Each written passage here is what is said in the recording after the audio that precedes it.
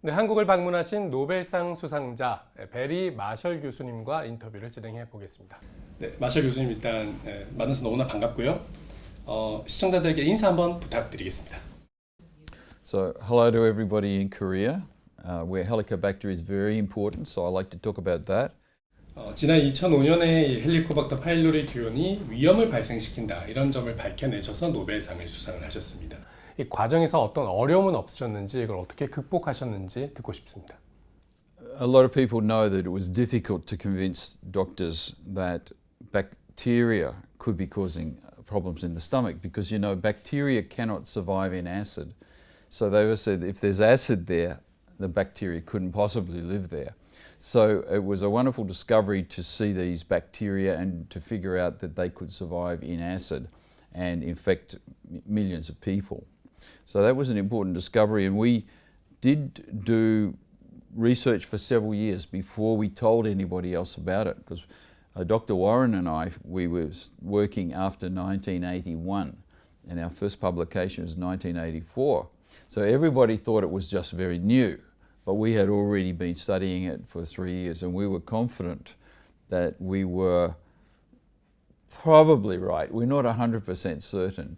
So the answer is, if you make a discovery and people don't believe it, you should just get more data, work harder, and figure out a way to convince people. But usually collect more evidence. And in science, that's what we believe in, the evidence. Everything else doesn't matter what people say, they don't believe it, or they don't like you, or they have other vested interests maybe. Those things will eventually go away if you just collect the scientific evidence. 연구를 증명하는 과정에서 굉장히 많은 세균을 직접 마시는 방법으로 증명을 하셨는데요. 어떻게 이런 일을 하게 되신 건지 혹시 주변에서 걱정하는 사람은 없었는지 궁금합니다. I can tell you that it was a little bit embarrassing because you're not supposed to experiment on yourself really, because that's not very good science. It's too subjective. However, Dr. Warren and I, we tried to infect animals with the Helicobacter to see if we could produce ulcer disease and stomach problems. But it's just a human bacteria, so we couldn't infect animals. We tried cats and dogs, rats and mice, pigs and guinea pigs. No luck. So we decided we needed to have a human guinea pig, and I was chosen to be the volunteer. So one day, after testing showed that my stomach was healthy, no problem, I drank 1,000 million bacteria in like a beef soup, and I wasn't sure what would happen, but after a few days I started feeling unwell. Then I started vomiting, and then after 2 weeks or so, Dr. Warren had a look at the biopsy from my stomach and could see the bacteria had colonized my stomach and were causing inflammation. So when we say inflammation, we mean the white cells are attacking the bacteria. So there's lots of bacteria, there's damage, the immune system is fighting the bacteria. So that told us those bacteria were harmful, they were a pathogen. And so luckily, after a while, the bacteria went away and now I'm healthy again, so please don't worry. And but it showed that a healthy person could be infected with these bacteria, and sometimes we could understand why an ulcer might develop, or even stomach cancer. So it was an important experiment, and since then we have done that experiment again on human volunteers and medical students in a careful way, and we understand the whole infection now. So it was important to do the experiment with a human guinea pig. And since I understood the disease, I knew all about it, it was appropriate for me to be the first one. After that, everyone else can do it. The bacteria you drank, do you remember the taste? Good news. There's no taste. So we are thinking about vaccine products and the sort of health foods related to Helicobacter. And so we will make them all kinds of different flavors. We don't have to worry about an unpleasant taste, so we think it could be a good product. So you have to wait a few more years, but you might see it one day. 교수님께서는 예전에 이 헬리코박터 프로젝트 윌이라는 유제품 광고로 굉장히 한국에서 유명해지셨는데요. 유명하다는 사실을 혹시 알고 계십니까? Well, that's a good question about my relationship with Product Will and Korea Yakult Company. And I showed some of those old images to the students this morning, and they were laughing. Actually, most of those students probably were not even born when we did that. It seems recent, but it was a while ago. But I don't usually do strong endorsement of products. But I was impressed by the Yakult Company. They're very high tech, and they were making all kinds of different good food products in a very sophisticated way in Korea. So that was impressive. But also I noticed from my experience in the United States that if you want to get the message out, it's always much better to get someone who's experienced in marketing, someone who knows how to use the media, get the story out. And so the Yakult Company told everybody in Korea about Helicobacter. So that was important. So, people hadn't heard about Helicobacter. In most countries they didn't know. All of a sudden, everybody in Korea was being educated about Helicobacter. It could be bad for you, it might cause stomach cancer.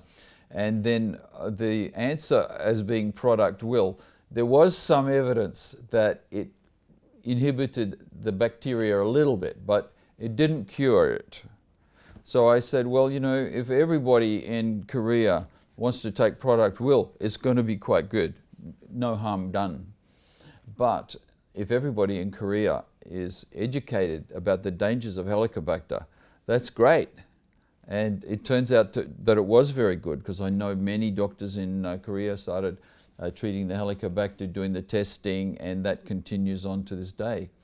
So we probably saved thousands of lives from that advertising campaign. So I'm still quite proud of it. And as I said before, they also paid for some very good Korean PhDs to come and work in my lab for a few years. So it was a big benefit for myself.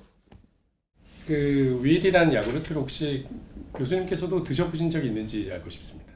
I often drank the Will myself, and when we had a conference, instead of wasting time having a lunch, everybody would just get a free bottle of Will and walk around seeing the posters and the conference activities and just drink the Will. So it's very efficient for a conference.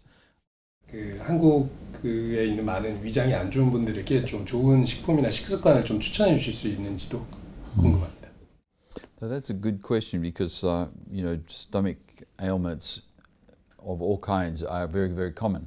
Maybe 20% of the population has some kind of problem. So the most important thing is to find out which ones you can cure and clear that out. So that is definitely Helicobacter pylori. So that's number one, do that one. And then interestingly, as people in Korea become more affluent and have a better diet, they eat more protein, the acid level in Koreans is going up. And as the Koreans get older, put on too much weight, they're going to have acid problems and acid reflux. So your stomach only has a limited repertoire of responses. And so one of the feelings is acid. It can sense acid in the top of the stomach and in the esophagus. So these days, certainly too much acid is a problem. It never used to be a problem in Korea because people didn't eat enough protein. The diet was not strong enough to raise the acid level. But it's healthy to have acid in the right place. It's only when the acid leaks up that you get these acid problems. So nowadays, most of the symptoms, people say they've got the symptoms of like an ulcer or the heartburn, that is usually too much acid or acid in the wrong place. So fix H. pylori. If there's too much acid, fix the acid, so you can take a medication for that. The other symptoms are more subtle, are more complicated and more difficult to control. So some people get abdominal pains and we don't know what the cause is. And we might say it's called irritable bowel. So usually a gastroenterologist may do some testing, but if he can't find anything wrong, He would call it irritable bowel or functional, have some kind of name like that, which means we don't understand what the cause is. But if that happens, if you have that kind of diagnosis, you could be reassured. It means that it's not very serious. It's not going to kill you. It's not going to get worse. And maybe with time it'll settle down. Just maybe change your diet. And I know this is a long answer, but what we'd say is that the people who have a balanced diet, not too much fat or meat, healthy amount of fresh vegetables, so that's another thing that you can do these days. And you know, just eat what comes naturally for you, what you think is best, what makes you feel better. Don't be influenced by these rules and regulations about how you should eat, how many meals you should eat, what time you should eat. You work it out for yourself and do what makes you comfortable, because probably a million years of evolution and your own sensation of your stomach is going to give you the best answer.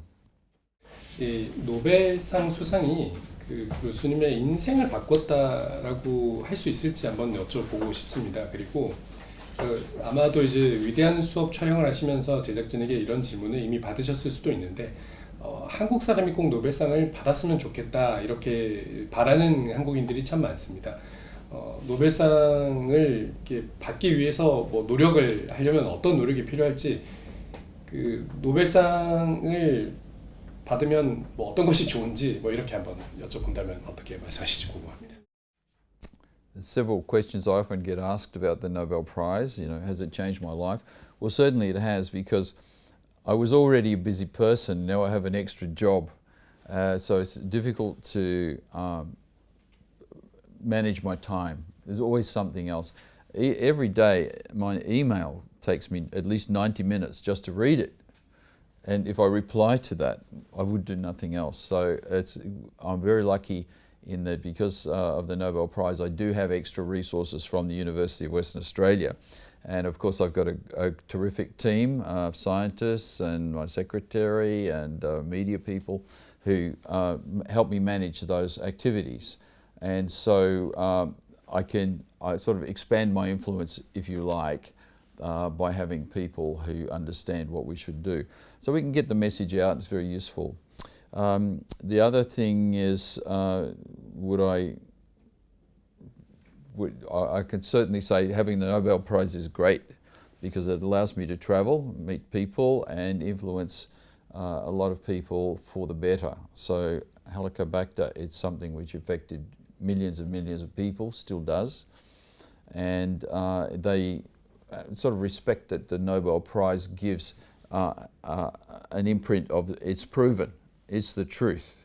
So that's evidence-based, and everybody says, well, we don't need to fear that Helicobacter anymore. Now we know how to kill it, how to get rid of it. So that's very important. And so you think, well, how can we get more Nobel Prizes in Korea? And you know, they are few and far between. But I know people have told me Korea was a very poor country. It had so much war, and it wasn't really until the 1980s that Korea started coming into the 20th century and now the 21st century. And of course, you know, Korea has a great trajectory, is exponential growth and improvement in technology. So you do have to have a certain level of technology and knowledge to get to the Nobel Prize level, I think. So in the 80s, I suppose, many Korean scientists went to universities all over the world, and then they came back, they're teaching. So now we're getting the next generation. And so it's quite likely that there could even be a Nobel Prize already there, but nobody knows about it yet. Maybe take a few more years. So that's possible. So what can the government do? Well, the government should support young scientists, or not so much young, but should supply seed money. So originally the Nobel Prize is usually an idea, small observation, just in one or two people. It's not 50 people coming together thinking up a Nobel Prize. It's not like that at all. It's going to be one or two people studying the science who have got a good education, make an observation, and then follow that lead, if you like. as we say these days, down the rabbit hole and get more information about it, and then perhaps that's going to be an innovation and then a translation into something which could help millions of people.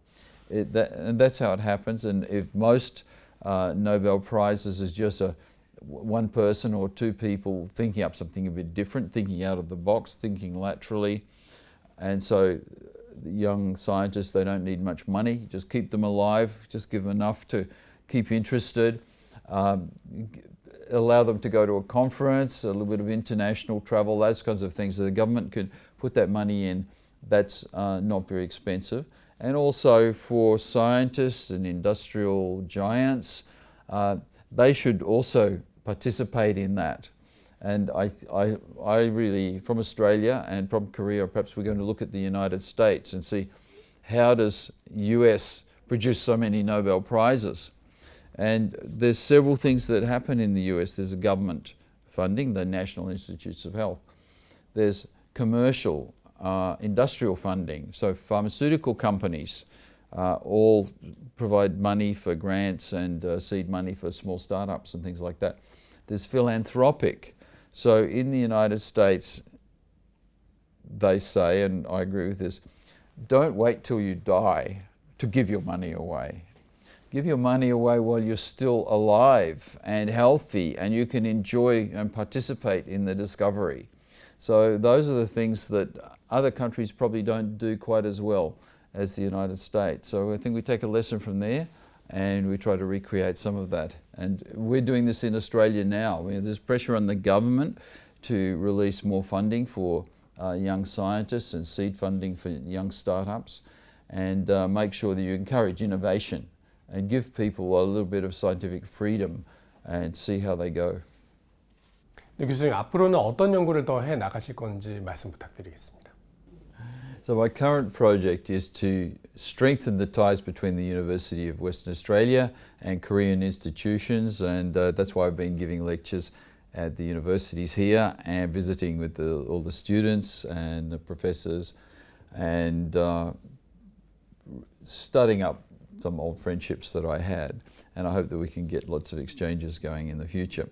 So the work that we're doing is obviously related to Helicobacter. We want to use Helicobacter perhaps to deliver vaccines and immunology products into people. So it's a long-term project and it's quite difficult work, but we're working on that. And more immediately, we're interested in finding easy ways to treat Helicobacter with what we say is precision medicine. So precision medicine, every patient is going to get tested, and the way we test it these days, it's a new thing. We're going to be using a piece of string. People can swallow a piece of string and then pull the string out, and we can find the genes of Helicobacter on the end of the string. And we know that Helicobacter is there, we know how bad it is, and we can tell which antibiotic is going to be the best one for every single patient. And so everyone can have precision, personalised medicine. We'll have a very high cure rate, very low side effects, and soon every disease is going to be treated like that with individual treatment for each person. Wait a minute, put my hair right. Okay, yes. 3, 2.